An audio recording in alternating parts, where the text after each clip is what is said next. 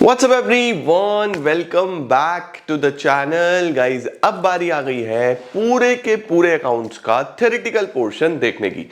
और आज काफी मेहनत करनी है, बहुत सारी चीजें हम लोग करने वाले हैं, but starting with the theory portion ताकि ये एक बार हो जाए, चीजें खत्म है। तो चलिए जल्दी से थ्योरी पोर्शन शुरू करते हैं। क्योंकि बैकग्राउंड पूरा व्हाइट है तो मुझे थोड़ा सा डार्क रखना पड़ेगा, तो थोड़ा सा डार्क आ रहा होगा, बट काम चलाओ क्योंकि ये क्लियर दिखना चाहिए। मैं क्लियर दिखूं ना दिखूं वो मैटर नहीं करता। तो चलिए जल्दी से शुरू करते हैं और सारा थ्योरी पोर्शन फटाफट से कंप्लीट कर देते हैं। Let's begin.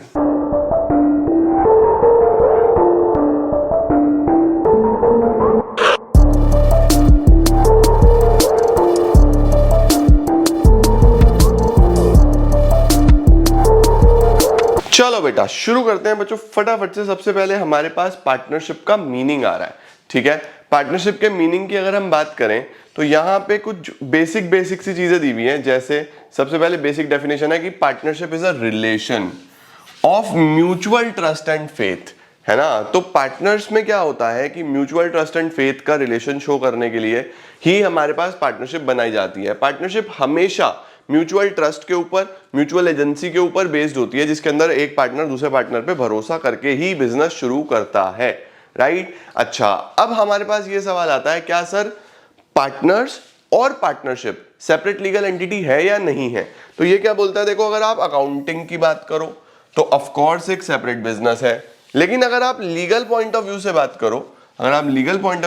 करो, तो पार्टनरशिप और partnership firm legal separate entity नहीं है, एक ही है। मतलब जब अगर कोई डिस्प्यूट होगा ना तो कोर्ट तो ये बोलेगा भाई साहब फर्म और पार्टनर एक ही है, अलग अलग नहीं है। लेकिन जब हम अकाउंट्स बनाते हैं तो फिर हम अलग अलग उसको कंसिडर करते हैं। ठीक हो गया बेटा। इसके बाद sir exact definition of partnership क्या है, ये सेक्शन याद करना है। Section 4 of the Indian partnership act defines, क्या डिफाइन करती है पार्टनरशिप? ये बोलती है partnership is the relation between persons. Partnership क्या है? ये एक रिलेशन है between persons who have agreed to share the profits, जिन्होंने प्रॉफिट शेयर करने को एग्री करा है, ऑफ अ बिजनेस। बिजनेस होना बहुत इंपॉर्टेंट है बच्चों। अगर हमने मिलजुल के कोई संपत्ति खरीद ली चार लोगों ने, तो क्या वो पार्टनरशिप हो गई? The answer is no. संपत्ति खरीदना को ओनरशिप होती है, पार्टनरशिप नहीं होती, ठीक है। तो बिजनेस होना बहुत इंपॉर्टेंट है। अब या तो वो बिजनेस सारे चलाएं, सपोज 3 पार्टनर है, चिंटू, चिंटी, बंटी, या तो ये बिजनेस सारे चलाएं, ये तीनों मिलके चलाएं, या फिर कोई एक भी चलाएगा तो सबके लिए एक्ट करेगा, any of them acting for all. ठीक हो गया बेटा। इसके बाद बच्चों कुछ मेन फीचर्स हैं, जैसे पार्टनरशिप में 2 या 2 से ज्यादा लोग हो सकते हैं, कम से कम 2 लोग होने चाहिए, एटलीस्ट 2 पर्सन्स होने चाहिए। अब जो पर्सन्स हैं वो पर्सन्स कौन नहीं हो सकते? माइनर नहीं हो सकते, यानी 18 साल से कम पार्टनर नहीं हो सकता। अनसाउंड माइंड नहीं हो सकते, यानी वो बिल्कुल फिट होने चाहिए, माइंड में कोई प्रॉब्लम नहीं होनी चाहिए। डिसक्वालिफाइड बाय लॉ नहीं होने चाहिए। डिसक्वालिफाइड बाय लॉ कौन कौन है? जैसे हमारे क्रिमिनल्स हो गए जो अभी जेल में हैं, राइट, तो इस तरीके के लोग नहीं हो सकते। या एलियन एनिमीज हो गए। एलियन एनिमी का क्या मतलब होता है? कोई ऐसा कंट्री जिससे हमारा वॉर चल रहा है तो उसके सिटीजन को अभी हम अपना पार्टनर नहीं बना सकते, तो एलियन एनिमीज हो गए। ल्यूनेटिक पर्सन्स हो गए जो पागल हैं, इंसॉल्वेंट हो गए, वो नहीं हो सकते। तो ये ध्यान रखना, माइनर नहीं होना चाहिए, अनसाउंड माइंड नहीं होना चाहिए, और पर्सन डिसक्वालिफाइड बाय लॉ नहीं होना चाहिए। उसके बाद बच्चों पार्टनरशिप में कम से कम 2 पार्टनर्स होने चाहिए, ये तो बता दिया गया। मैक्सिमम कितने होने चाहिए? तो देखो यहां पे ध्यान रखना है कि पार्टनरशिप एक्ट डिफाइन ही नहीं करता कि मैक्सिमम नंबर ऑफ पार्टनर्स कितने होने चाहिए। पार्टनरशिप एक्ट ये बोलता है कि सेंट्रल गवर्नमेंट प्रिस्क्राइब करे, तो सेंट्रल गवर्नमेंट ने कंपनी रूल्स में, यानी कंपनीज एक्ट में ये बताया है कि मैक्सिमम पार्टनर्स फिलहाल कितने होने चाहिए? 50। ठीक है, तो rule 10 of the companies rules government ने बताया, सेंट्रल गवर्नमेंट ने बताया कि मैक्सिमम पार्टनर्स 50 हो सकते हैं। तो एक्ट प्रेस्क्राइब नहीं कर रहा, लेकिन गवर्नमेंट ने प्रेस्क्राइब करा है कि मिनिमम 2 मैक्सिमम 50 हो सकते हैं। Done sir. आगे आसान है। पहला फीचर 2 और मोर पर्सन्स हो गए। क्या माइनर कभी भी पार्टनर नहीं हो सकता? बेटा नॉर्मली नहीं हो सकता, minor can not be admitted as a partner, लेकिन हाँ वो प्रॉफिट्स में पार्टिसिपेट कर सकता है। अगर आप उसको प्रॉफिट देना चाहो तो वो दे सकते हो। उसके बाद बेटा एग्रीमेंट होना जरूरी है, पार्टनरशिप बिना एग्रीमेंट के नहीं बनेगा, it must come into existence by an agreement.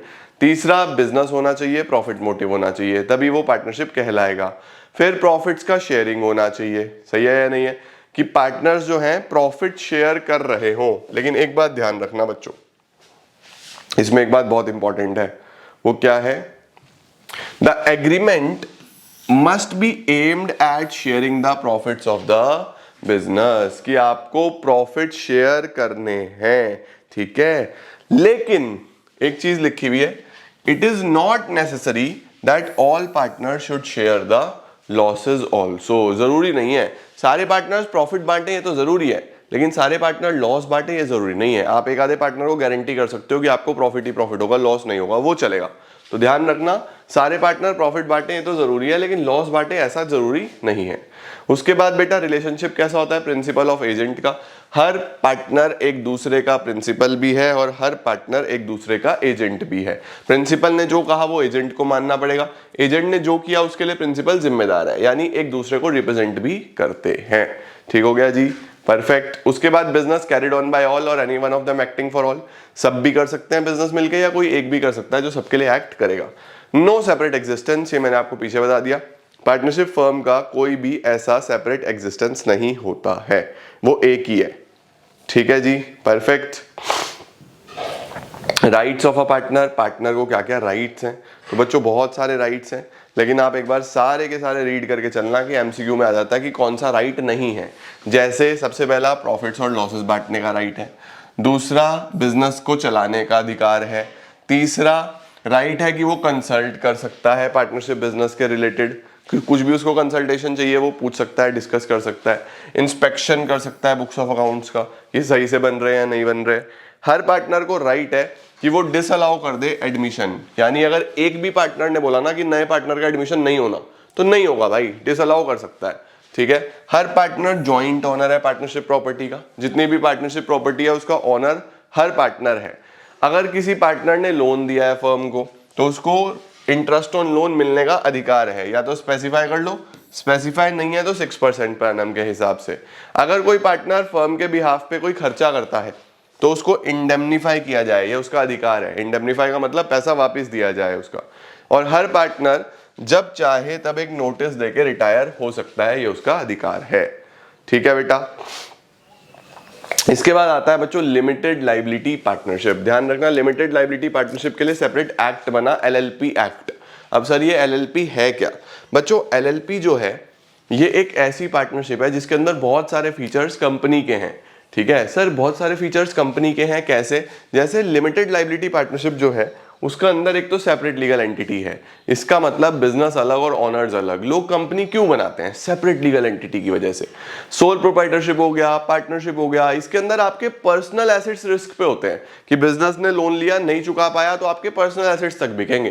Companies में ऐसा नहीं होता, आपकी जितनी लाइबिलिटी है, जितना कैपिटल आपने लगाया है, बस उतने के लिए आप लायबल हो, उससे ज्यादा के लिए आप लायबल नहीं हो। तो लिमिटेड लाइबिलिटी पार्टनरशिप में भी ऐसा ही होता है कि सेपरेट लीगल एंटिटी है, तो जितना आप कैपिटल कंट्रीब्यूट करोगे बस उतने के लिए ही लायबल हो। तो सर फिर कंपनी क्यों नहीं बनाई? बेटा कंपनी में पेपर वर्क बहुत है, कंप्लायंसेस बहुत है, इसमें कंपैरेटिवली कम है। तो कंप्लायंसेस पेपर वर्क पार्टनरशिप जैसा, बेनिफिट्स कंपनी जैसे, तो क्यों ना एलएलपी बना लिया जाए। तो आजकल ये बहुत पॉपुलर फॉर्म ऑफ बिजनेस है। आप जितने भी कॉमर्स में बिग फोर्स देखते हो ना, बिग फोर्स का बहुत नाम है, जो हमारी top 4 business and accounting firms हैं, पीडब्ल्यू, डेलॉयट, आपने नाम सुना होगा, ईवाई, है ना, केपीएमजी, तो ये सारी की सारी एलएलपीज हैं। देखो क्या है, LLP means a partnership formed and registered under this act. Nature of LLP क्या होता है? LLP is a body corporate. Body corporate का मतलब कि ये एक सेपरेट लीगल एंटिटी है। देखो सेपरेट लीगल एंटिटी, इसका रजिस्ट्रेशन हुआ है, रजिस्ट्रेशन कंपलसरी होता है बेटा इसका। परपीचुअल सक्सेशन है, यानी मेंबर्स आते जाते हैं, लेकिन इसको फर्क नहीं पड़ता। क्या क्या मेन डिफरेंस है? अब देखो एप्लीकेबल लॉ कौन सा है? पार्टनरशिप में पार्टनरशिप एक्ट चलता है, एलएलपी में एलएलपी एक्ट लगता है। रजिस्ट्रेशन पार्टनरशिप का ऑप्शनल है, उसका कंपलसरी है। पार्टनरशिप एग्रीमेंट से बनती है, वो लॉ से बनती है। क्या पार्टनरशिप में बॉडी कॉर्पोरेट जो है वो पार्टनर हो सकता है? बॉडी कॉर्पोरेट का मतलब क्या होता है बच्चों? क्या कोई और कंपनी जो फॉरेन में भी रजिस्टर्ड है, क्या वो पार्टनर हो सकती है? तो इसके अंदर बॉडी कॉर्पोरेट जो है वो पार्टनर नहीं हो सकता, लेकिन उसके अंदर हो सकता है। इसकी सेपरेट लीगल एंटिटी नहीं है, उसकी सेपरेट लीगल एंटिटी है।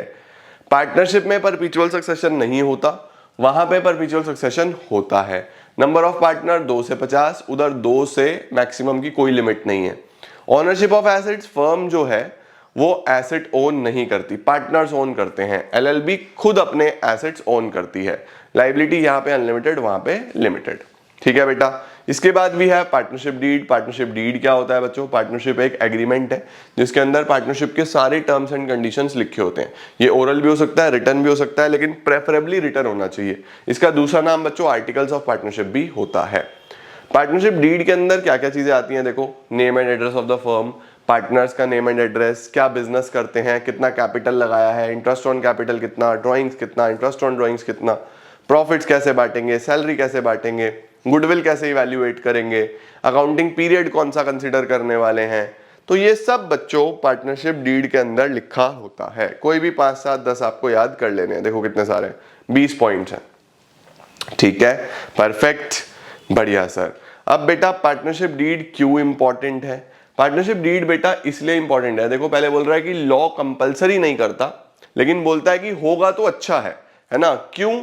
क्योंकि ये आपकी राइट्स, ड्यूटीज, लाइबिलिटीज के बारे में बताता है। कोई भी मिसअंडरस्टैंडिंग नहीं होती। अगर कोई डिस्प्यूट होगा भी तो डीड को पढ़ के आसानी से वो डिस्प्यूट सॉल्व किया जा सकता है। तो हमेशा बोला जाता है कि रिटन डीड हो तो बहुत अच्छी बात है।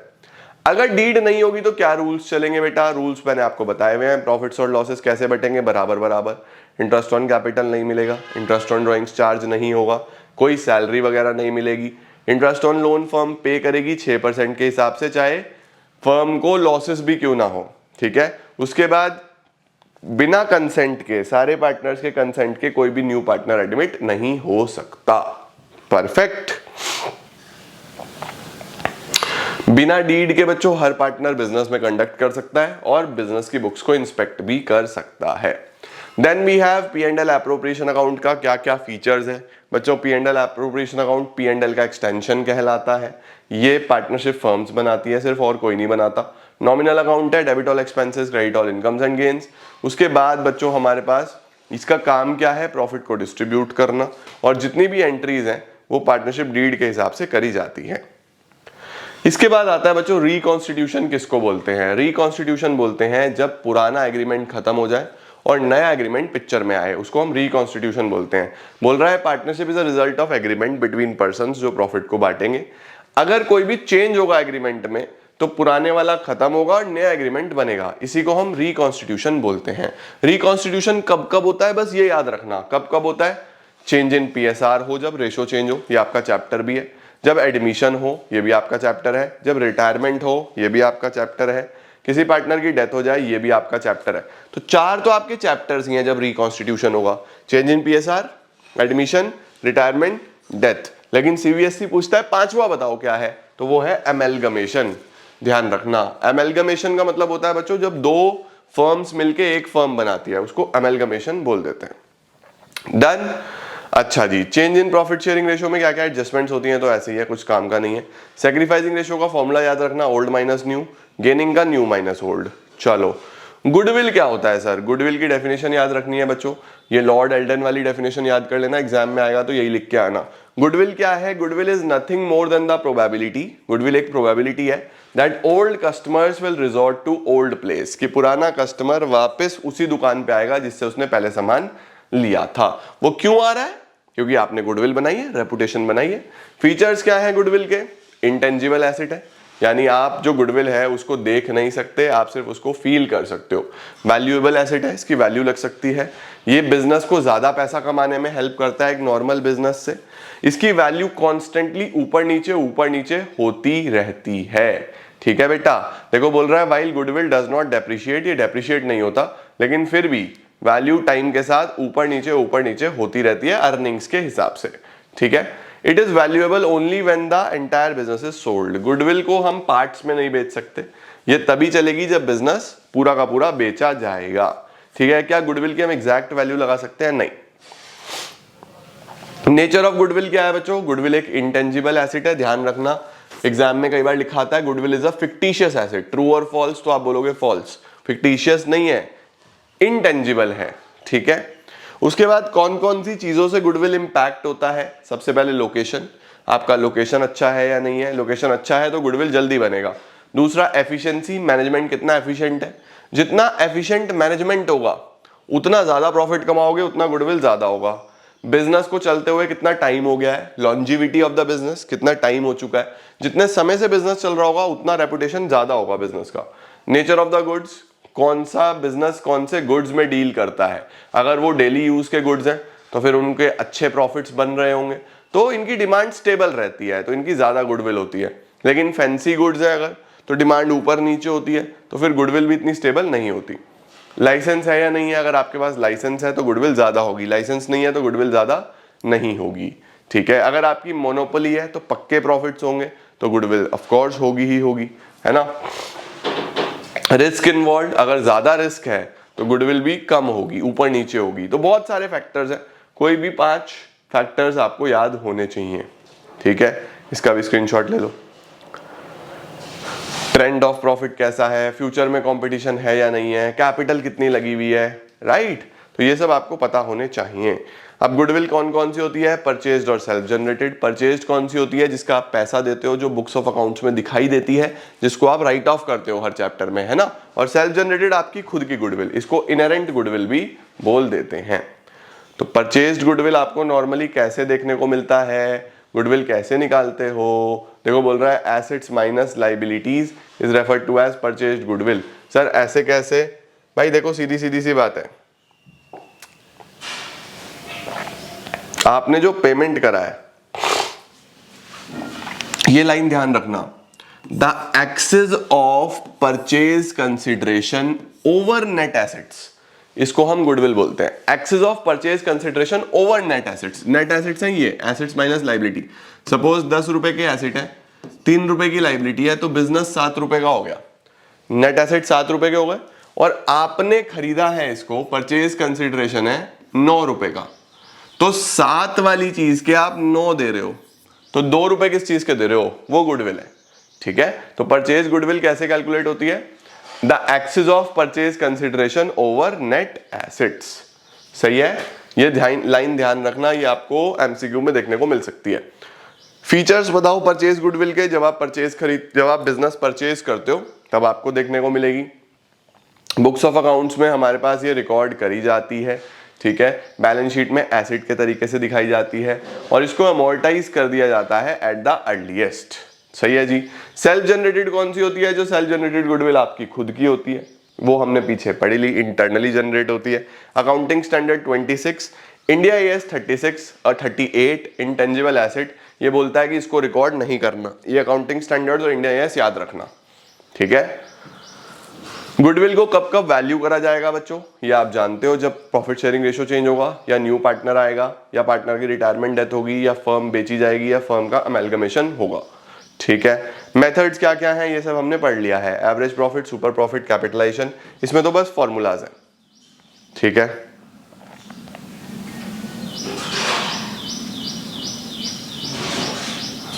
इसके बाद बच्चों बोल रहा है एडमिशन में, जब एक पार्टनर का एडमिशन होता है तो उसको क्या क्या राइट्स मिलते हैं। सबसे पहला राइट्स कि वो प्रॉफिट शेयर करेगा, दूसरा राइट्स वो एसेट्स के ओनरशिप भी शेयर करने वाला है। ठीक है, लेकिन उसके साथ साथ वो लाइबल भी हो जाएगा लाइबिलिटी के लिए, ये भी डन है सर। एडमिशन में क्या क्या करते हो आप, ये सब आपको पता ही है, इसमें कुछ खास काम नहीं है।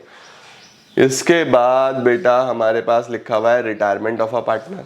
जब एक रिटायरिंग पार्टनर होगा तो वो क्या क्या लेके जाएगा, अपना गुडविल का हिस्सा, अपना रिजर्व्स का हिस्सा, अपना रिवैल्यूएशन में प्रॉफिट या लॉस, ये सब चीजें। ठीक है, क्या क्या पढ़ना है हमें रिटायरमेंट में, ये आ गया। इसके बाद हमारे पास आता है बच्चों डिसोल्यूशन, कि डिसोल्यूशन का क्या मतलब है, क्या फर्क है। तो देखो दो चीजें हैं, डिसोल्यूशन ऑफ पार्टनरशिप और dissolution of partnership firm. Dissolution of partnership का मतलब होता है बस पार्टनरशिप का खत्म होना, पुराने एग्रीमेंट का खत्म होना, उसको हम डिसोल्यूशन ऑफ पार्टनरशिप बोलते हैं। डिसोल्यूशन ऑफ पार्टनरशिप फर्म का क्या मतलब होता है, बिजनेस का ही बंद हो जाना। तो ध्यान रखना, बिजनेस बंद होने के लिए पार्टनरशिप फर्म का डिसॉल्व होना जरूरी है। पुराना एग्रीमेंट खत्म, नया एग्रीमेंट बन रहा है, वो डिसोल्यूशन ऑफ पार्टनरशिप है। देखो लिखा हुआ है dissolution of partnership means termination of old partnership agreement और नया बनेगा, राइट। जबकि dissolution of firm means close down of the business. ठीक है बेटा, डिसोल्यूशन जो है पार्टनरशिप का मतलब पुराना एग्रीमेंट खत्म, कब कब होगा, अगर रेशो चेंज होगा, एडमिशन होगा, रिटायरमेंट होगा, किसी बिजनेस को निकाल दिया जाएगा, एक्सपल्जन होगा, किसी पार्टनर की डेथ होगी, इंसॉल्वेंसी होगी किसी पार्टनर की, या फिर पार्टनरशिप का टाइम पीरियड खत्म हो गया, क्योंकि फिक्स टाइम पीरियड वाली पार्टनरशिप भी तो होती है, वो खत्म हो गया, तब भी पुराना खत्म फिर नया बनेगा। लेकिन फर्म कब बंद होगी? अब देखो बच्चों, फर्म बंद करने के क्या क्या तरीके हैं। सबसे पहले without the intervention of court, जिसमें आपको कोर्ट नहीं जाना पड़ेगा, खुद ही फर्म बंद हो जाएगी। कब? By mutual agreement. आपने अपने हिसाब से खुद ही एग्रीमेंट करके डिसॉल्व कर दिया कि हमने बिजनेस करा था, अब हमने बहुत कर लिया, अब नहीं चला पा रहे, बस बंद कर दो, तो म्यूचुअली कर दिया, इसमें कोर्ट की जरूरत नहीं पड़ती। कंपल्सरली डिसोल्यूशन, कंपल्सरली कब होता है? जब सारे के सारे पार्टनर जो हैं वो इंसॉल्वेंट हो जाए, सारे के सारे पार्टनर जो हैं वो इंसॉल्वेंट हो जाए, या फिर बिजनेस अनलॉफुल हो जाए, तो भी ये क्या हो जाएगा? बिजनेस डिसॉल्व हो जाएगा।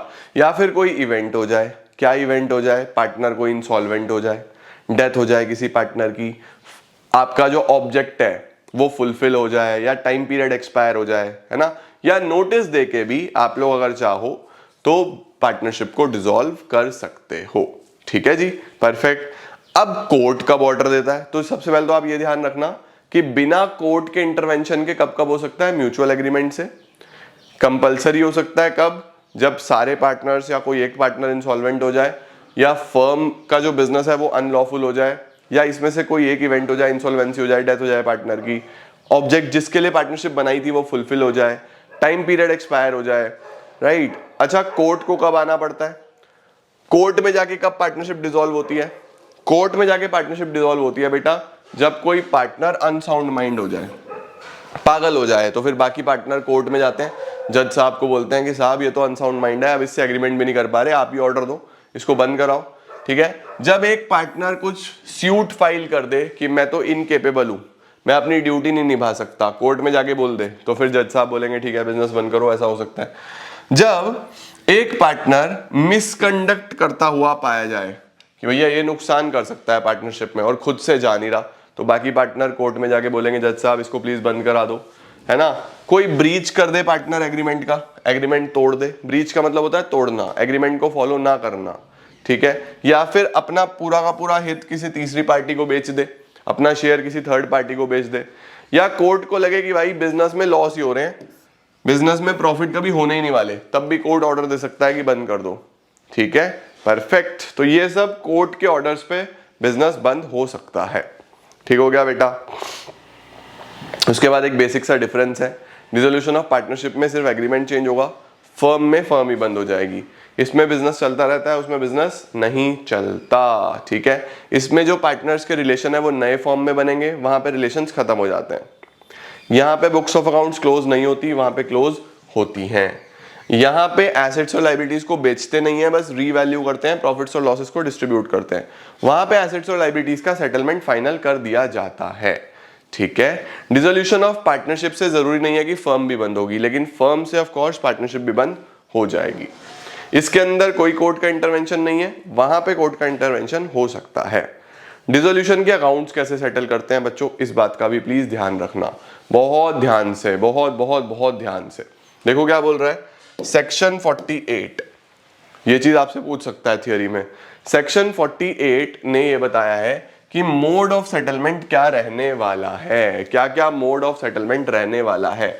सबसे पहले ध्यान रखना, the amount of loss including the deficiency of the capital shall be paid out of profit. सबसे पहले तो आपको जो भी कैपिटल पेमेंट करना है या जो भी पेमेंट करना है वो आउट ऑफ प्रॉफिट होगा, उसके बाद आउट ऑफ कैपिटल होगा, और लास्टली अगर फिर भी पैसा कम पड़ गया तो पार्टनर अपने घर से लेके आएंगे। यानी आपको कोई भी पेमेंट करना है लॉस का तो सबसे पहले प्रॉफिट में से होगा, प्रॉफिट कम पड़ गया तो कैपिटल में से होगा, वो भी कम पड़ गया तो फिर पार्टनर्स घर से लेके आएंगे, पैसा तो देना ही है ना। उसके बाद amount realised from the sale of asset, जो आप एसेट बेचोगे उससे जो पैसा आएगा, सॉरी जो आप एसेट बेचोगे उससे जो पैसा आएगा वो कैसे यूटिलाइज होगा। सबसे पहले उस पैसे से कर्जे चुकाए जाएंगे, उसके बाद अगर कोई लोन्स वोन्स हैं वो पे करे जाएंगे, है ना, पार्टनर्स के लोन्स पे करे जाएंगे, यानी सबसे पहले तो आउटसाइडर का पैसा, उसके बाद जो पार्टनर से लोन लिए हुए वो चुकाए जाएंगे, उसके बाद पार्टनर का कैपिटल का पेमेंट करा जाएगा, उसके बाद कुछ बच गया तो पार्टनर्स आपस में बांट लेंगे। ये ऑर्डर ध्यान रखना, पहले आउटसाइड डेट को चुकाया जाएगा, फिर पार्टनर्स के लोन को चुकाया जाएगा, फिर पार्टनर्स का कैपिटल पे करा जाएगा, और फिर भी कुछ बच गया तो प्रॉफिट्स के फॉर्म में बांट लेंगे। ठीक है बेटा। उसके बाद आ रहा है फर्म के कर्जे और प्राइवेट कर्जे। इसमें क्या फर्क होता है? देखो, डेट जो फर्म ने पे करने हैं उसको हम फर्म डेट बोलते हैं, और जो पार्टनर ने अपनी कैपेसिटी में पे करने हैं उसको हम प्राइवेट डेट्स बोल देते हैं। ठीक हो गया बेटा? ओके, परफेक्ट, डन सर, ये बात तो समझ गए। डन। ये एक छोटा सा डिफरेंस है, ये तो बस रीड ओनली है, वैसे एक बार पढ़ लेना। क्या क्या बनता है इसमें? रिलेशन, लोन अकाउंट दोनों तरीके का, पार्टनर कैपिटल अकाउंट, कैश और बैंक अकाउंट। चलो, जर्नल एंट्रीज तो हमने अलग से पढ़ी हुई है सारी, जर्नल एंट्रीज की हमें जरूरत नहीं है।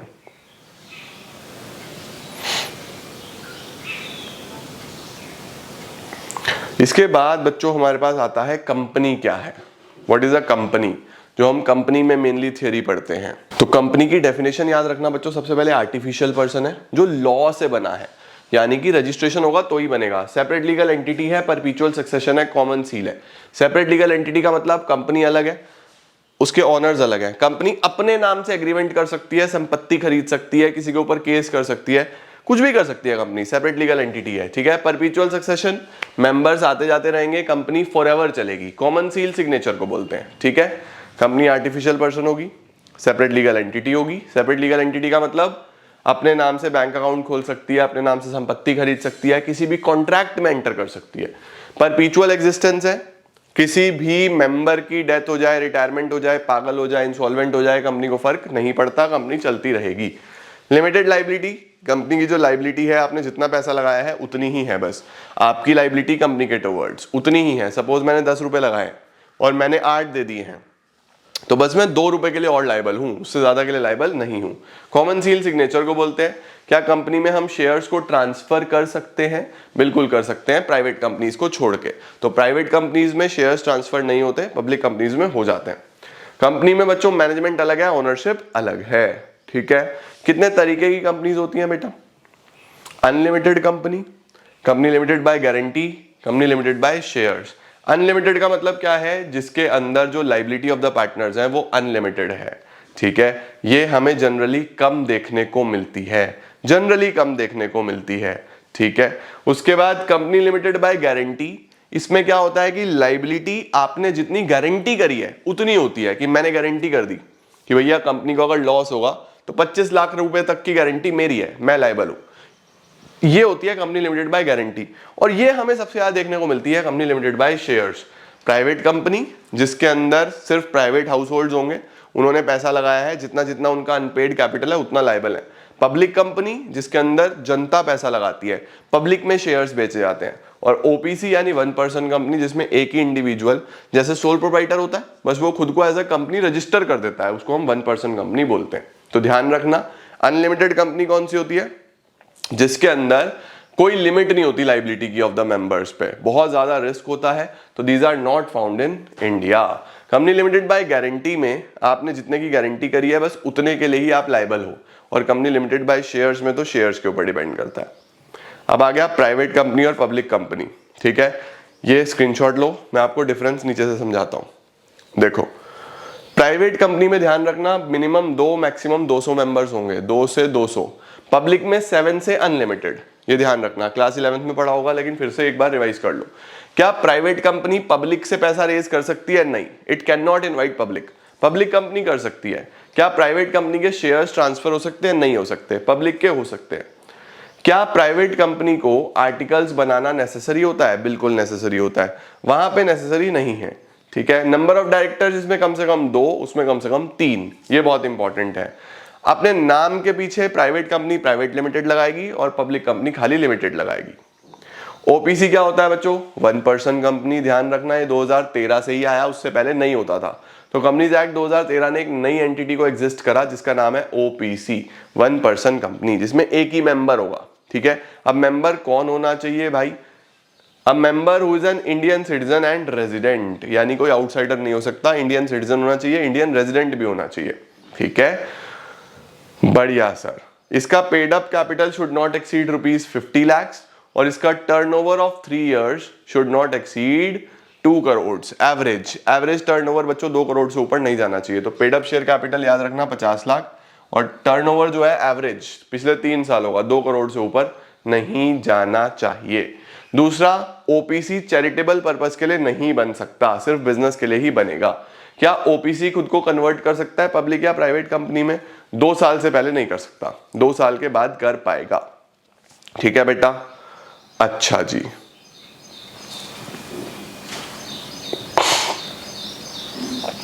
लेकिन सर अगर पहले ही ये लिमिट क्रॉस हो जाए, अगर ये 50 लाख से ऊपर जा रहा है या टर्नओवर 2 करोड़ से ऊपर जा रहा है, फिर तब हो जाएगा।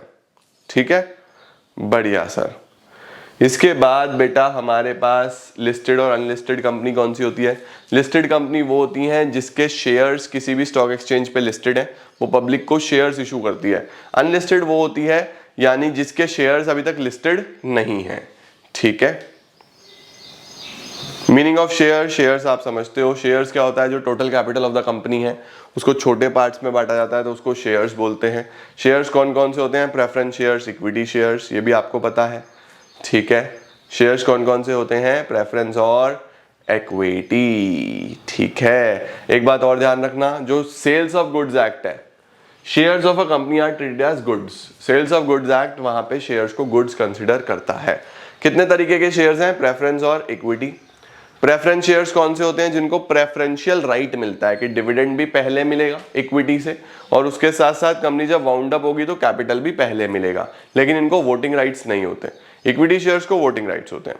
उसके बाद बच्चों प्रेफरेंस शेयर्स की कुछ कैटेगरीज हैं, जैसे क्यूमुलेटिव और नॉन क्यूमुलेटिव। क्यूमुलेटिव का मतलब क्या होता है कि अगर पिछले किसी सालों में इनको डिविडेंड नहीं मिला तो अगले साल ऐड करके दे देंगे, उसको क्यूमुलेटिव बोलते हैं। नॉन क्यूमुलेटिव कौन से होते हैं? जिसमें ऐसा नहीं होता कि पिछले साल नहीं मिला तो ऐड करके देंगे, ऐसा इसमें नहीं होता, वो रह जाता है तो रह जाता है। ठीक है, तो क्यूमुलेटिव में ऐड करके मिलता है, नॉन क्यूमुलेटिव में ऐड करके नहीं मिलता। पार्टिसिपेटिंग और नॉन पार्टिसिपेटिंग। पार्टिसिपेटिंग कौन से होते हैं कि अगर कोई सरप्लस प्रॉफिट हुआ, एडिशनल प्रॉफिट हुआ तो उसमें भी पार्टिसिपेट करेंगे। नॉन पार्टिसिपेटिंग में ऐसा नहीं होता, उनका जो फिक्स्ड है बस उतना ही मिलेगा, सरप्लस से उनको कोई भी लेना देना नहीं है।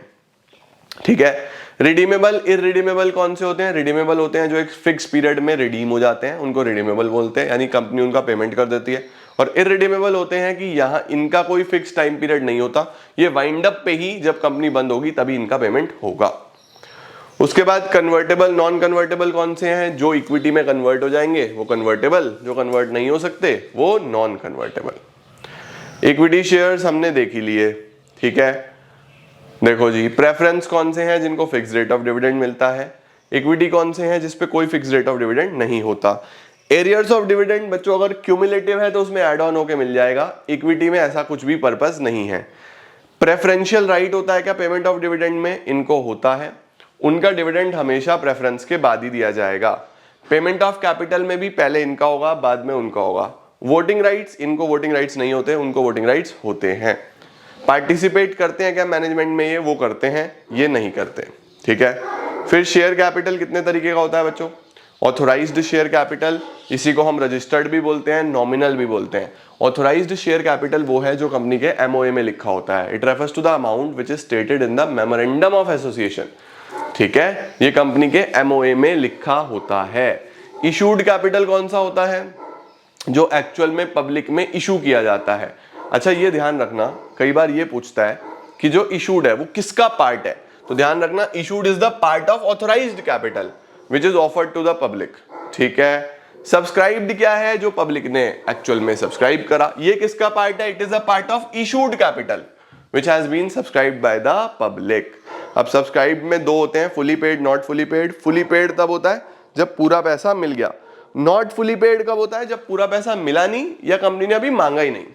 ठीक है, कॉल्ड अप कैपिटल किसको बोलते हैं? जितना पैसा कंपनी ने अभी तक कॉल कर लिया है, डायरेक्टर्स ने कॉल कर लिया है, जैसे 10 में से अभी 6 रुपए मांगे तो वही कॉल्ड अप है, 4 अभी अनकॉल्ड है।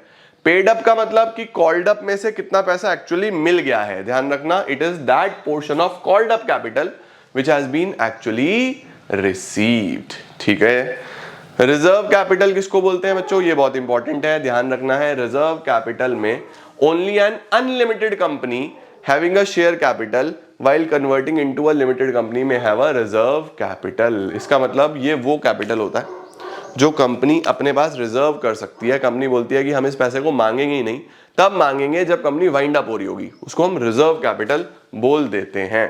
ठीक हो गया। और कैपिटल रिजर्व तो आप जानते ही हो, कैपिटल रिजर्व क्या होता है, वो सारे रिजर्व्स जो कैपिटल प्रॉफिट में से बनाए जाते हैं उनको हम कैपिटल रिजर्व बोलते हैं। सर कैपिटल प्रॉफिट कौन कौन से होते हैं, कोई एसेट बेचा तो प्रॉफिट हुआ, कोई फिक्स एसेट्स का हमने रीवैल्यूएशन करा तब हो गया, प्रीमियम आया कोई इशू ऑफ शेयर्स और डिवेंचर्स पे, ठीक हो गया बेटा, सही है क्या। एग्जाम्पल ये सब 2-3 याद रख लेना बस, ठीक है। ये सबसे प्रॉफिट जो होगा वो कैपिटल रिजर्व में जा सकता है। दोनों में फर्क देखो, रिजर्व कैपिटल क्या है, the portion of uncalled capital, जो हम मांगेंगे ही नहीं accept in the event of winding up. और कैपिटल रिजर्व क्या है, जो कैपिटल प्रॉफिट में से बनाया जाएगा। क्या रिजर्व कैपिटल नेसेसरी होता है, नहीं। क्या कैपिटल रिजर्व नेसेसरी होता है, यस। रिजोल्यूशन, इसके लिए रिजोल्यूशन चाहिए होता है, बोर्ड को बताना पड़ता है, डायरेक्टर्स को बताना पड़ता है कि हम रिजर्व कैपिटल बना रहे हैं, उसके लिए कोई रेजोल्यूशन नहीं चाहिए। ठीक हो गया बेटा, परफेक्ट है, ओके। जल्दी से स्क्रीनशॉट लो। ये बैलेंस शीट में नहीं आता, वो बैलेंस शीट में रिजर्व सरप्लस में आ जाता है। ये सिर्फ वाइंड अप पे काम आता है, वो कैपिटल लॉसेस में यूज कर सकते हो या बोनस शेयर्स देने में भी यूज कर सकते हो। ठीक है। उसके बाद ऑथोराइज्ड और इशूड में एक छोटा सा डिफरेंस लिखा हुआ है, ये भी रीड ओनली है, आप एक बार रीड कर लेना। ठीक है जी, परफेक्ट। अब शेयर्स कैसे कैसे इशू करते हो, प्राइवेट प्लेसमेंट में। प्राइवेट प्लेसमेंट का क्या मतलब होता है, जब आप शेयर्स कुछ सेलेक्टिव इंडिविजुअल्स को देते हो उसको प्राइवेट प्लेसमेंट बोलते हैं। पब्लिक सब्सक्रिप्शन, जब आप जनता को देते हो। For consideration other than cash, जब आप वेंडर को देते हो, कुछ सामान खरीदते हो उसके बदले में उसको शेयर्स देते हो। तो प्राइवेट प्लेसमेंट क्या है, the promoters of the company are confident of raising capital through private sources and contacts. तो जब प्राइवेट सोर्सेज और कॉन्टैक्ट्स को शेयर्स दिए जाते हैं तो उसको हम प्राइवेट प्लेसमेंट बोल देते हैं। ठीक है, परफेक्ट है जी। देखो लिखा हुआ, in case of private placement of shares, allottees will not sell the shares for a minimum period of 3 years। 3 साल का लॉक इन पीरियड होता है बच्चों प्राइवेट प्लेसमेंट के अंदर। ठीक है। उसके बाद we have sweat equity shares.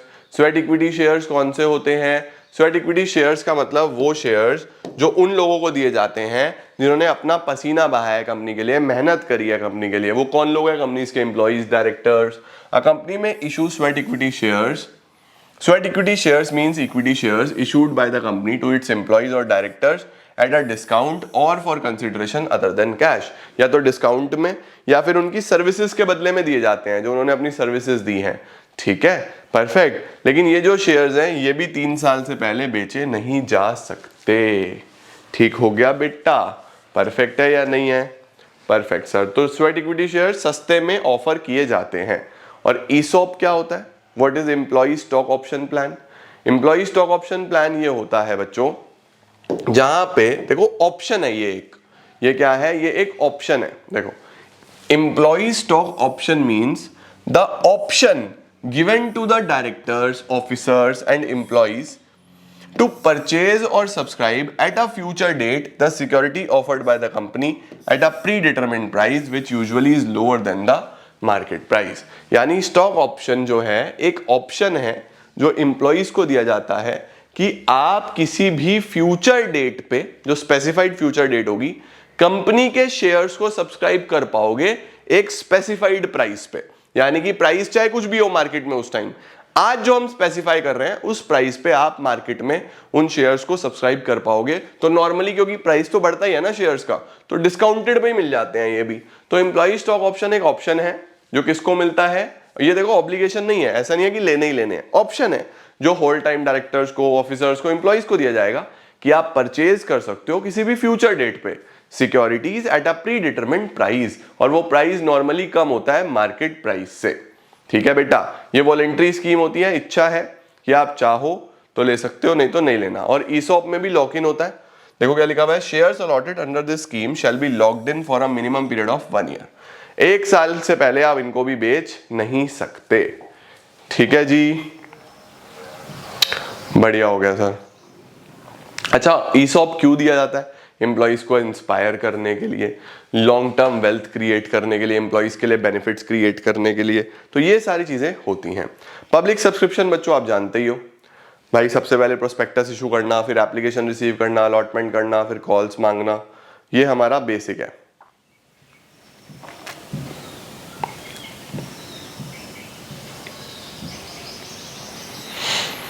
कुछ छोटी छोटी सी चीजें हैं बेटा इसके अंदर भी, जैसे the amount to be called on application allotment या call shall not exceed 25% of the issue. 25% से ऊपर नहीं होना चाहिए। जितना भी अमाउंट ऑफ शेयर्स है वो फुली कॉल्ड अप कर लेना है आपने 12 महीने के अंदर अंदर। जब आपने अलॉट करा है उससे 12 महीने के अंदर अंदर आपको कर लेना है। कम से कम 1 महीने का इंटरवल होना चाहिए 2 कॉल्स के बीच में। शेयर होल्डर को कम से कम 14 डेज पहले नोटिस देना पड़ेगा कि अमाउंट दे दो आप। और जो कॉल्स हैं वो यूनिफॉर्म बेसिस पे ही आपने मांगनी है, और बहुत उल्टी सीधी बेसिस पे नहीं मांगनी, ठीक है। उसके बाद आता है बेटा प्रिलिमिनरी एक्सपेंसेस, किसको बोलते हैं, जो कंपनी को बनाने में खर्चे आते हैं उनको हम प्रिलिमिनरी एक्सपेंसेस बोल देते हैं। सही हो गया बेटा। फिर फॉर फीचर आ गया। उससे पहले calls in arrears, calls in advance. Calls in arrears क्या है, अगर कोई शेयर होल्डर अपना पैसा नहीं दे पाता। कॉल्स इन एडवांस क्या है, जब वो एडवांस में देता है। ये डेबिट बैलेंस है, ये क्रेडिट बैलेंस है, ठीक है। इस पे इंटरेस्ट 10%, उस पर इंटरेस्ट 12%, ये मैक्सिमम है, ओके। उसके बाद जो interest on calls in arrears है ये कंपनी के लिए इनकम है, वो कंपनी के लिए एक्सपेंस है, राइट। ये कहाँ दिखाया जाता है, ये कहाँ दिखाया जाता है calls in arrears, subscribed capital में से माइनस करके, है ना। और वो कहाँ दिखाया जाता है, अदर करंट लायबिलिटीज में। उसके बाद बच्चों डिबेंचर्स आ गया। डिबेंचर्स क्या है हमारे, डिबेंचर्स एक ऑब्लिगेशन है। डिबेंचर एक ऑब्लिगेशन है कंपनी का, कि कंपनी पैसा ले रही है और वो फ्यूचर में पे कर देगी, right. Debenture include debenture stock, bonds, any securities जो चार्ज भी बना सकती है और नहीं भी बना सकती। कैरेक्टरिस्टिक्स क्या है, कंपनी इशू करती है सर्टिफिकेट के फॉर्म में, एक्नॉलेजमेंट ऑफ डेट है कि ठीक है हमने कर्जा लिया है। डिबेंचर कंपनी की सील के अंडर इशू करे जाते हैं, यानी कॉमन सील के अंडर इशू करे जाते हैं। इसमें कॉन्ट्रैक्ट ऑफ रीपेमेंट होता है कि फ्यूचर में पे किया जाएगा, राइट। देखो लिखा हुआ है no companies allowed to issue debentures having maturity date of more than 10 years. 10 साल से ज्यादा नॉर्मली डिबेंचर का टाइम पीरियड नहीं होता। लेकिन अगर इंफ्रास्ट्रक्चर कंपनी है तो वो 10 साल से ज्यादा का डिबेंचर इशू कर सकती है, लेकिन वो 30 से ज्यादा नहीं होना चाहिए, ठीक है, ओके। उसके बाद बेटा डिबेंचर का कूपन रेट किसको बोलते हैं हम, इंटरेस्ट को। इंटरेस्ट को हम लोग कूपन रेट भी बोलते हैं। सही हो गया बेटा। बाकी तो ऐसा ही है। कितने तरीके के डिबेंचर्स होते हैं बच्चों, secured debentures, unsecured debentures. Secured को ही मॉर्गेज बोलते हैं, अनसिक्योर्ड को ही नेकेड बोलते हैं, ठीक है। तो सिक्योर्ड कौन से हैं, जिनको बैक किया जाता है किसी ना किसी एसेट से, यानी कि अगर डिबेंचर का पेमेंट नहीं कर पाई कंपनी तो ये एसेट बिकेगा और पैसा मिलेगा, उसको सिक्योर्ड बोलते हैं। अनसिक्योर्ड कौन से होते हैं, जिसके अंदर ऐसी कोई सिक्योरिटी नहीं रखी जाती, तो ये अनसिक्योर्ड होते हैं, ठीक है। ये हमें यूजुअली देखने को नहीं मिलते, यूजुअली हमें सिक्योर्ड ही देखने को मिलते हैं बेटा। उसके बाद कौन से आ रहे हैं, रजिस्टर्ड डिबेंचर्स और बियरर डिबेंचर्स। रजिस्टर्ड कौन से होते हैं, जो रजिस्ट्रार के पास एंट्री होती है, जिनकी जो रजिस्ट्रार के पास एंट्री है, अगर आपको ट्रांसफर करने हैं तो रजिस्ट्रार के पास जाके एंट्री करानी पड़ेगी, ठीक है। ये फ्रीली ट्रांसफरेबल नहीं होते। लेकिन बियरर कौन से हैं, जिनकी कोई एंट्री नहीं है और फ्रीली ट्रांसफरेबल है, जिसको चाहे उसको आप ट्रांसफर कर सकते हो। फिर रिडीमेबल, इररिडीमेबल। रिडीमेबल कौन से होते हैं, जो एक स्पेसिफाइड पीरियड में इनकी पेमेंट हो जाती है। और इररिडीमेबल कौन से होते हैं, जो during the life time company पे नहीं करती, वाइंड अप के टाइम पे ही पे करेगी। कन्वर्टेबल कौन से हैं, जो एक फिक्स टाइम के बाद शेयर्स में कन्वर्ट हो सकते हैं। और नॉन कन्वर्टेबल कौन से होते हैं, जो कन्वर्ट नहीं हो सकते। ठीक हो गया बेटा। फिर शेयर डिबेंचर में डिफरेंस है। शेयर बेटा ओनर्स फंड का पार्ट है, डिबेंचर बोरोड फंड का पार्ट है। शेयर होल्डर को डिविडेंड मिलेगा, डिबेंचर होल्डर को इंटरेस्ट मिलेगा, राइट। डिविडेंड ऊपर नीचे होता है, डिबेंचर पे इंटरेस्ट फिक्स्ड होता है। सही हो गया क्या बच्चों। ऐसे ही कुछ छोटे छोटे पॉइंट्स और हैं, ये भी आप एक बार रीड ओनली है, स्क्रीनशॉट ले लो बस। सिर्फ रीड ओनली है कि एक को वोटिंग राइट्स होते हैं, उसको वोटिंग राइट्स कुछ नहीं होते, राइट। शेयर्स हमेशा अनसिक्योर्ड होते हैं, वो सिक्योर्ड भी हो सकते हैं, है ना। चलो अच्छा, एक पॉइंट ये भी इंपॉर्टेंट है कि शेयर्स जो है वो डिस्काउंट पे इशू नहीं होते, स्वेट इक्विटी शेयर्स को छोड़ के, वहां पे ऐसा नहीं है, वो डिस्काउंट पे इशू हो सकते हैं। अब इशू ऑफ डिबेंचर्स में आपने पढ़ा ही हुआ है, राइट, परफेक्ट। बस यहाँ पे ध्यान रखना, मिनिमम सब्सक्रिप्शन जो है डिवेंचर्स में 75% होता है सेबी के हिसाब से। शेयर्स में 90% होता है मिनिमम सब्सक्रिप्शन, डिवेंचर्स में 75% होता है। अब यहां तक होती है बच्चों हमारी पूरी पार्टनरशिप और पूरी की पूरी कंपनी की थियरी, ठीक है। इसके बाद हमारे पास एनालिसिस में बेटा थियरी में सिर्फ मेनली चैप्टर नंबर 2 है, जो मैंने आपको पहले कराया हुआ है, वो फिर भी मैं इसके साथ अटैच कर देता हूं ताकि आप चैप्टर नंबर 2 भी एक बार रिवाइज कर पाओ। मेनली हमारी थ्योरी यहीं से बनती है, यहीं से पूछी जाएगी। तो मुझे उम्मीद है कि आपकी सारी थ्योरी रिवाइज हो जाएगी और आपको काफी कुछ नया भी इसमें पढ़ने को मिला होगा। छोड़ आप इसमें कुछ भी नहीं सकते, सब इंपॉर्टेंट है, ये अच्छे तरीके से पढ़ना ही है। ठीक है, तो पार्टनरशिप की थ्योरी डन, कंपनी की थ्योरी डन, एनालिसिस की थ्योरी भी डन है। इसके बाद अब काफी सारी चीजें आज करनी है। आज जितने जितने क्वेश्चंस कराऊंगा सारे बहुत ध्यान से करेंगे और उसको कंप्लीट करेंगे। ठीक है, thank you so much everyone, keep growing, keep glowing, keep smiling. And अब आप कंटिन्यू करो, कौन सा पार्ट? एनालिसिस का chapter number 2। Chapter number 2 purely theoretical chapter है। एक डिफरेंस इसके अंदर मोस्ट इंपॉर्टेंट है, वो बहुत ध्यान से करना है, बाकी सब आपके लिए बहुत इजी है।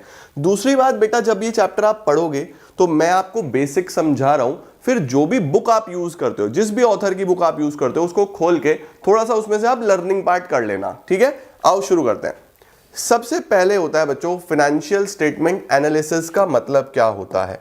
तो एनालिसिस में बच्चों सीधी सीधी सी बातें हैं कि हमने फाइनेंशियल स्टेटमेंट्स बनाने सीखे, हमने सीखा कि कैसे बैलेंस शीट बनता है, हमने सीखा कि कैसे P&L बनता है, हमने सीखा कि कैसे कैश फ्लो बनता है। कैश फ्लो एक बार तो कराया ही है मैंने, कैश फ्लो कैसे बनता है वो सब आपने सीखा।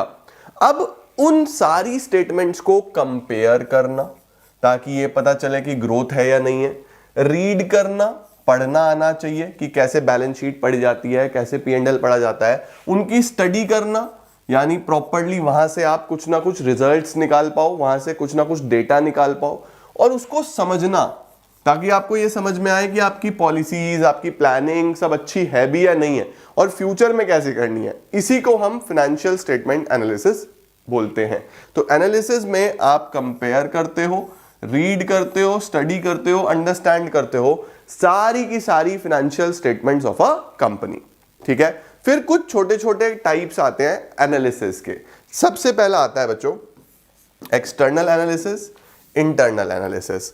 एक्सटर्नल एनालिसिस नाम में ही है, वो लोग करते हैं which is done by outsiders, जो हमारे ऑर्गेनाइजेशन का पार्ट ही नहीं है, जितने लोग हमारे ऑर्गेनाइजेशन का हिस्सा ही नहीं है। जैसे आपका इन्वेस्टर आउटसाइडर है, आपका बैंक आउटसाइडर है, आपका क्रेडिटर आउटसाइडर है। अब सर ये स्टडी क्यों करेगा बैंकर? भाई बैंकर इसलिए करेगा क्योंकि उसने आपको लोन देना है, पैसा देना है, तो वो स्टडी तो करेगा ना कि ये कंपनी है कैसी।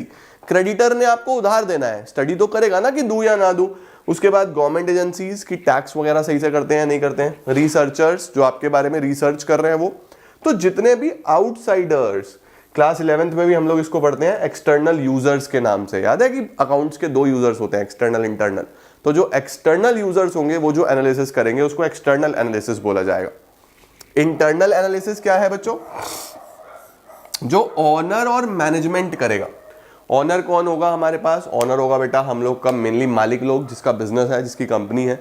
और मैनेजमेंट, ये लोग जो स्टडी करेंगे उसको हम इंटरनल एनालिसिस का पार्ट मानेंगे। इसके बाद आती है बच्चों हॉरिजॉन्टल और वर्टिकल, यही सबसे इंपॉर्टेंट है। ये सावधान इंडिया है, एग्जाम में सबसे ज्यादा यही आती हैं। इसको अभी देखते हैं। Then we have intra firm, जिसको हम टाइम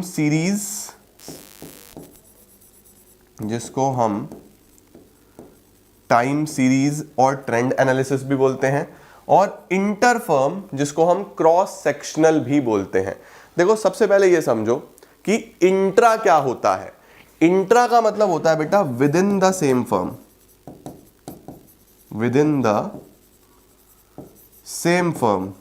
इसका मतलब मैं अपनी फर्म के अंदर ही सारा डेटा एनालाइज कर रहा हूं कि भाई पिछले साल मेरा नॉन करंट एसेट कितने का था प्रीवियस ईयर में, इस साल कितने का है। तो 1 साल 2 साल 3 साल जितने भी साल की आपको स्टडी करनी है, जब आप अपनी ही ऑर्गेनाइजेशन के अंदर अंदर चीजों को पढ़ रहे हो, एनालाइज कर रहे हो, स्टडी कर रहे हो, वो होगा इंट्रा फर्म एनालिसिस।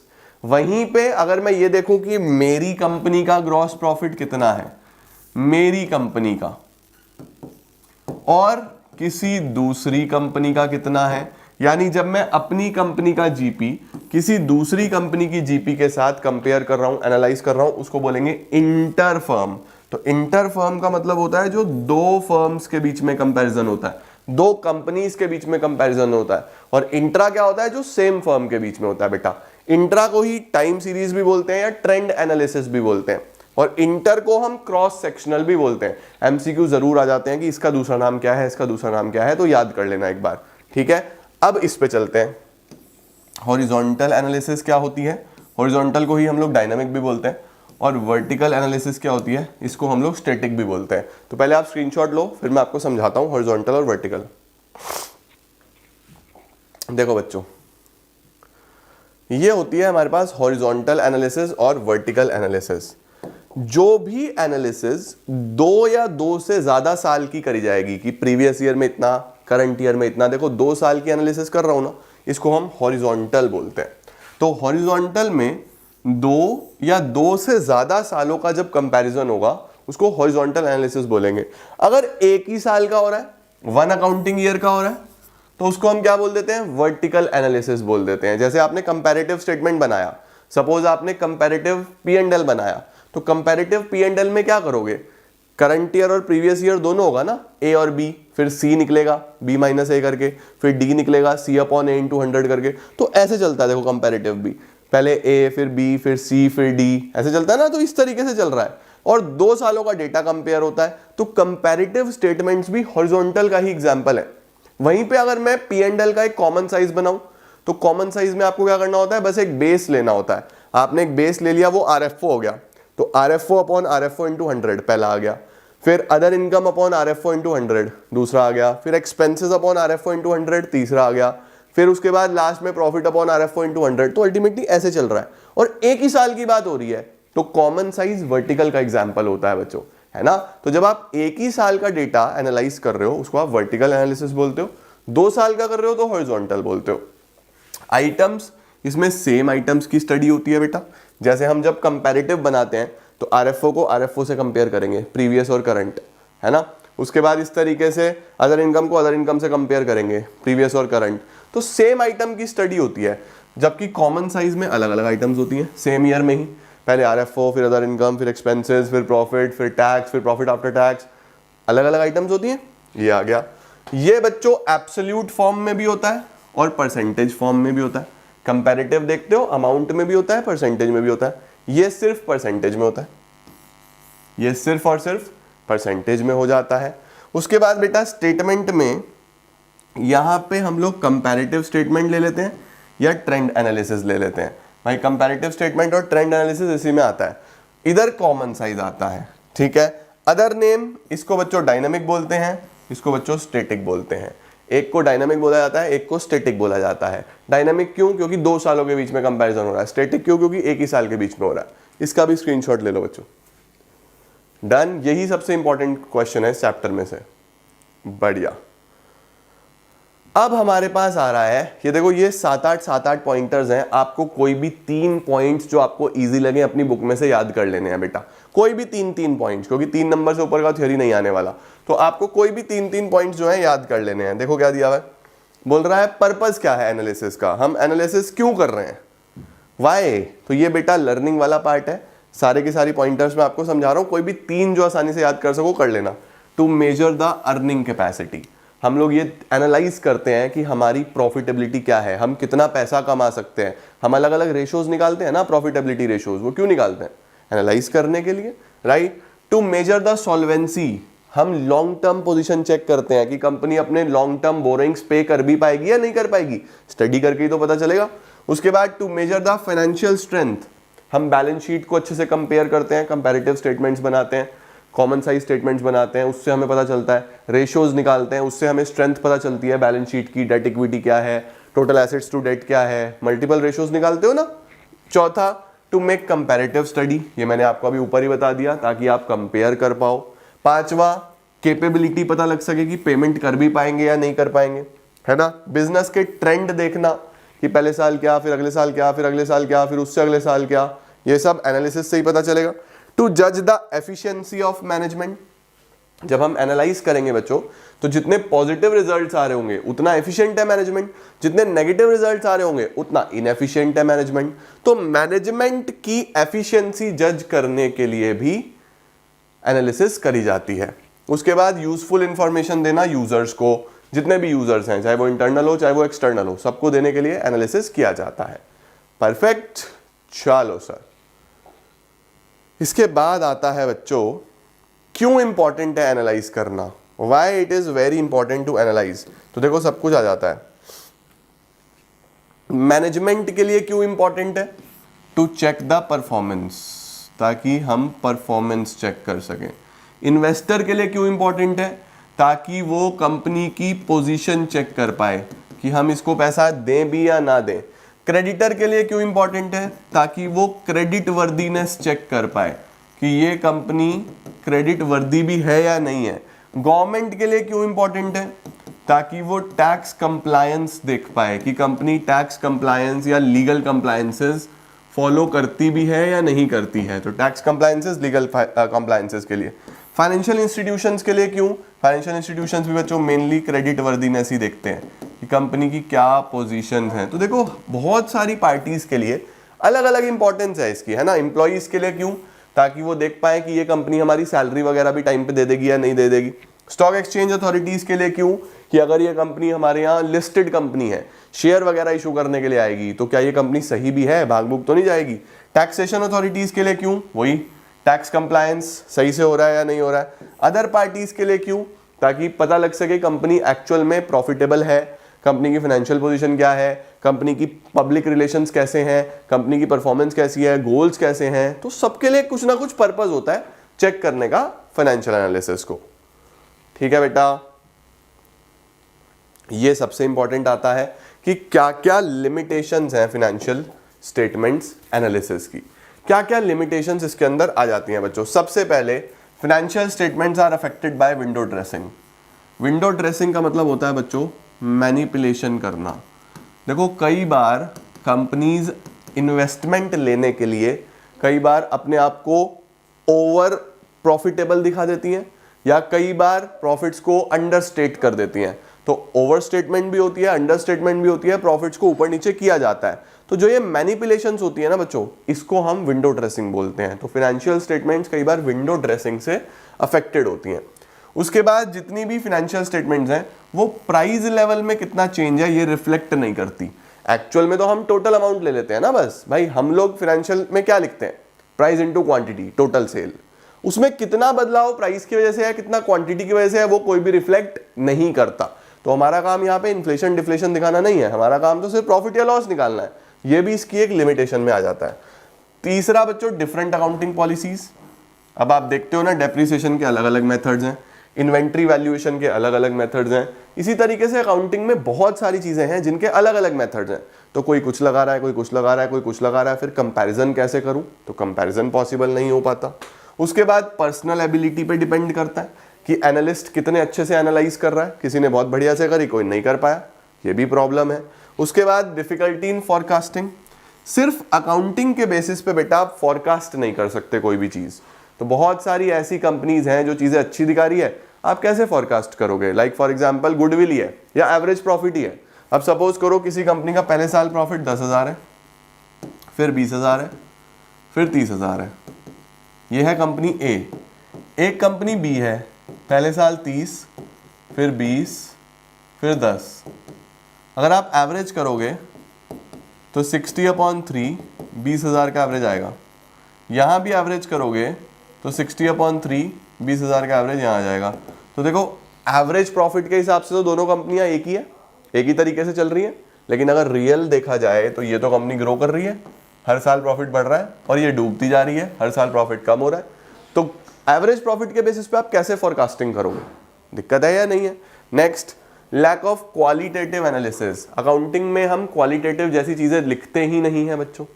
अगर आपका आज मूड खराब है और आप सही से सेल्स नहीं कर पा रहे, अकाउंटिंग में लिखा ही नहीं आपने।